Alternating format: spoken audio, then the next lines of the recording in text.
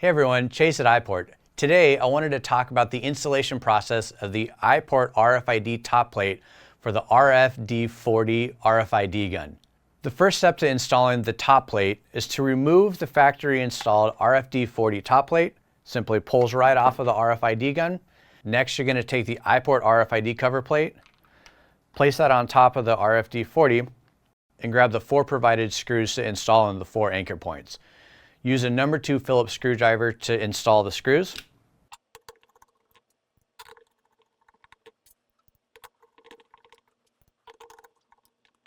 And that completes the installation. Next, take your iPhone, install it in an IPORT phone case, place it right on top.